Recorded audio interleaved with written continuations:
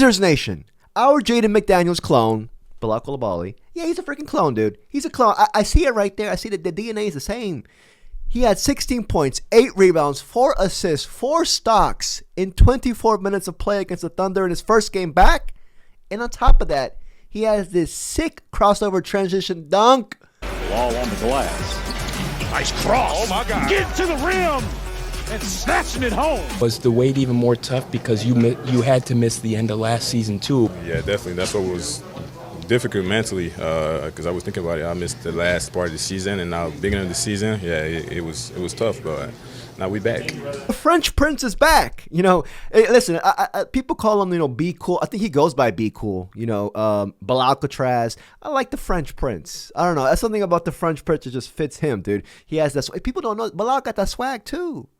BILAL got that swag.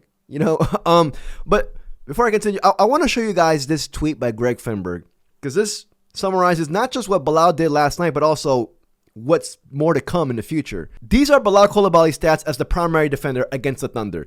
He held the Thunder, or anybody who he was guarding, 1 of 9 from the field, 0 of 2 from the 3, 3 blocks, 1 steal, 1 forced turnover. That's all we need in 24 minutes of play. Man, I don't know, man. I'm super pumped. It's just one game, though. It's just one game. I made a video about Keyshawn George when he dropped 30 plus. And he tanked the next game. So you never we play against the Magic today, so you never know what's gonna happen. But anyways, if you enjoyed this video, please like and subscribe. I would truly appreciate it. So with BILAL Coulibaly now in the starting lineup, he replaced Bub Carrington. Here's a stat that I want to show you guys, because we all know this, but we now have one of the tallest starting lineups in the entire league. I'm gonna read it out loud to you guys. With Coulibaly alongside CJ McCollum, Keyshawn George, Chris Middleton, and Alex Sarr, we are trotting out a starting 5 with an average height about 6'7", which according to the Wizards ranks in the 80th percentile in the height among all NBA lineups since the start of 2023-2024 season. You know what I mean? Hey man, I like it. I like it, dude.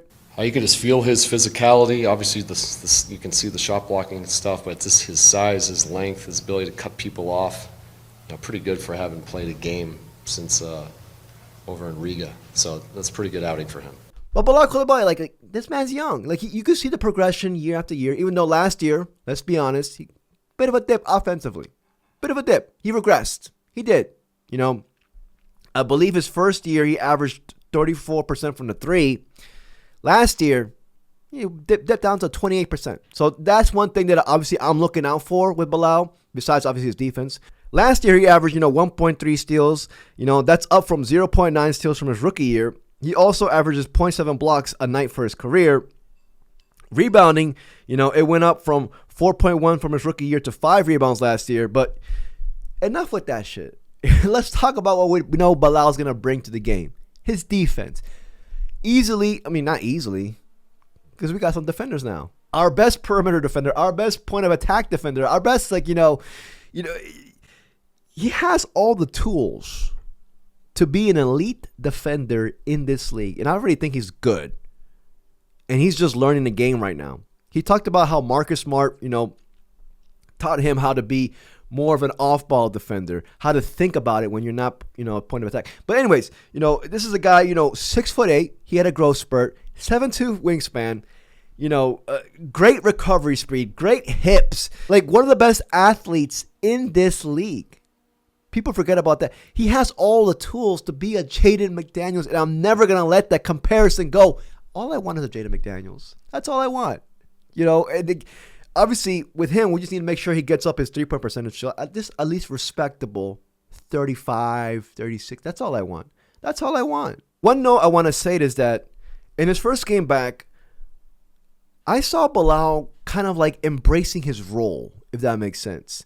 I saw BILAL not trying to create something out of nothing ISO-wise. I saw BILAL sticking to the script, his script, which is supposed to be a 3-and-D player, run in transition, get those second chance points, be the complementary piece, be an elite complementary piece in this league. Embrace that role. I saw that against the Thunder. I say this all the time, his passing skills is underrated. And on top of that, he's getting better at finishing at the rim. His half-court offense is still a work in still a work in progress. But, but driving to the rim, like you see the progression from his rookie year till now, especially last year, he did improve on that aspect. We got to give him that. But just learn your role. I think maybe he saw Keyshawn George and Alex Sarr like becoming or molding into the players that they're going to be. Keyshawn George is going to be like that secondary playmaker in our lineup. Alex Sarr is going to be that perimeter big who's hopefully going to, cook in the pick and roll. He's seeing that and he's like, all right, that's their future roles. This is going to be my future role. I'm going to go in this route. And if he accepts that and locks in that role, the sky's the limit for him. Regarding a 3-and-D play, and I'm tossing in the 3 because he don't have that right now. But he's going to. Like against the Thunder, he was at one point 2 of 5 from the 3. And I remember when I saw that stat line, I was just like, that's all we need. From Bilal, that's all we need. 2 of 5. Be respectable. That's it. He ended up finishing 2 of 7. That's 28%, I believe. But still, in my head, I was like, dude, Bilal, we don't need you shooting more than 5 threes. We don't need that. Just go 2 of 5, if that, maybe 2 of 4 if we're lucky. That's all we need. Don't go 2 of 7. But anyways, BK be talking about it a lot to us, to me, Keyshawn and Alex too. He thinks we are guys that can really defend and be on top of the league at some point. But yeah, we're just trying to learn each and every day. We are talking a lot about it, like in game, before games, after games, and we just want to get better. So yeah, it's gonna be scary. I need to talk about this more because like a game against the Thunder, I think Bilal and Key had a block within like a minute of each other. Bilal had a block on Wiggins, I believe, a beautiful block, and then Key over here, beautiful closeout.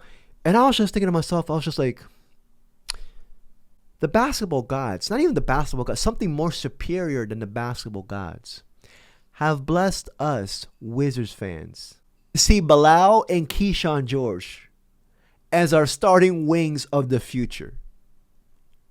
Defensively, toss in Alex Sarr, obviously. We are going to wreck. We're going to wreck on defense, dude. With those two demons, Bilal and Keyshawn, you got Sarr there as well, who can even guard out on the perimeter. Dude. And then look, Trey Johnson's going to be there. We're missing one more piece.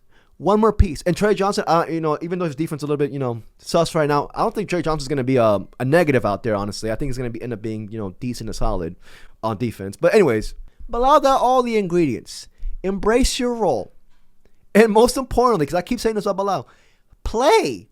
The best availability is whatever the fuck. The best ability is availability. Whatever the fuck that quote goes. I don't know how to go. Just all like, you know what I mean? I want to dispel this rumors or this notion that Bilal is injury prone. I want him to play 70 games this year. I'm aiming for 70. Give me 70 this year, dude. That's all we want. That's all I want. I want to read you guys this quote from Josh Robbins. He had this quote. I was reading this awesome article from The Athletic that he dropped today, I believe. He says, Coulibaly, 21, needs to make strides. Although he has already established himself as Washington's best perimeter defender, his offense has been erratic, which is obviously really true. The team executives have always said that, given his experience level, Coulibaly will need time to develop and have pledged to give him that time. While this is not a make-or-break season for him, it is an important season for him. Completely agree. Completely agree. It's not. I also want to drop another quote before I end this video from Josh Robbins himself from that article. And I'm going to leave y'all with this. In the best case scenario, Coulibaly, George, and Sarr will grow into high-quality 2-level players, with rookie sharpshooter Trey Johnson developing into a consistent scorer and solid defender, and Carrington emerging as a versatile combo guard. I think we got 4 out of the 5 things that he said right there. Coulibaly, George, Sarr, hopefully, they're off to a nice start, but it's really early, will grow into a high 2-way players. Trey Johnson will be the offensive hub scoring machine. Bub right now is struggling, but I'm not counting out Bub. And we got other players on this roster he didn't even mention. Cam Whitmore, Will Riley. I'm throwing in Champagnie in there. I'll never forget about Champagnie. AJ Johnson. Vooch. Continue this freaking streak. But yeah, man, let me know what y'all think. If you enjoyed this video, please like and subscribe. I truly appreciate it. Also, I was getting cooked in the comments. I said, because, I would be straightforward. I said earlier, like in the draft season, I was like, we're at 6. Let's go to 2. Fuck it. I'll give up Bilal and 6 to get to 2 because I want Dylan Harper. I wanted Dylan Harper, and I was willing to give up Bilal. Listen, we see how Dylan Harper's playing. We see how we need a point guard. Hey, man. But you know what? We got Trey Johnson. We got Trey Johnson at 6. We got lucky. But, you know, it is what I'm going to own it. I'm going to own up to it. I'll hold the L. I love Bilal Coulibaly. You know what I mean? I've never been one to doubt him, but you know, it is what it is. Fuck it. I'm just going in circles. Peace, y'all.